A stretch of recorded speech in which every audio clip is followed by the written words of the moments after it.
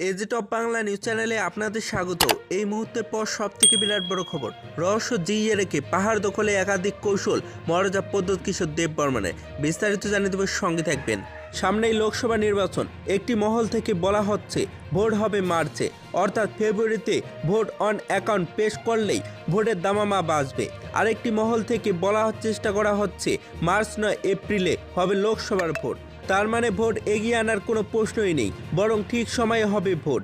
তার কারণ হলো পরিস্থিতি মোদী সাহেবদের অনুকূলে। তবে যখনই ভোট হোক না কেন, বিজেপি শাসিত রাজ্যগুলোর পাশাপাশি বিরোধী শাসিত রাজ্যগুলোতেও বিজেপি নেতাদের প্রস্তুতি নিতে জনসংযোগ কর্মসূচি শুরু করতে বলা হয়েছে।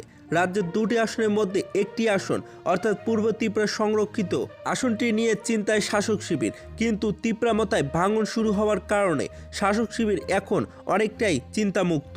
বিজেপির এক রাজ্য নেতার বক্তব্য, লোকসভা নির্বাচনের আগেই মাথায় বড়সড় ভাঙন ধরবে।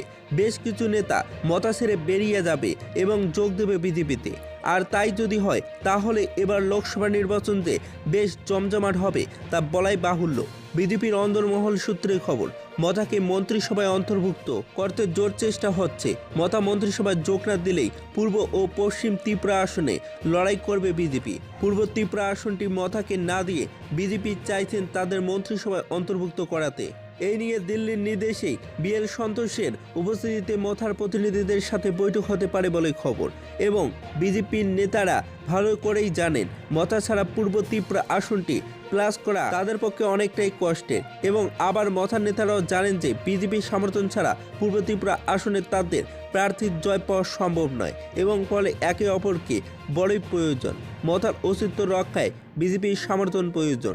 তাই এখন বিজেপি বিরোধিতা ছেড়ে দিয়ে মথা সুপ্রিমো মহারাজা প্রদ্যোৎ কিশোর দেববর্মন মনব্রত ধারণ করছেন, এবং বিজেপি সরকারের বিরুদ্ধে পুজোর পর থেকে এখন পর্যন্ত কোনো কর্মসূচি নেই। যদি ভিডিওটি ভালো লাগে তাহলে একটি লাইক দিবেন, চ্যানেলে নতুন হলে সাবস্ক্রাইব করে পাশে থেকে বেল আইকনটি প্রেস করে রাখবেন এইরকম লেটেস্ট ভিডিও আপডেটগুলি সর্বপ্রথম পাওয়ার জন্য।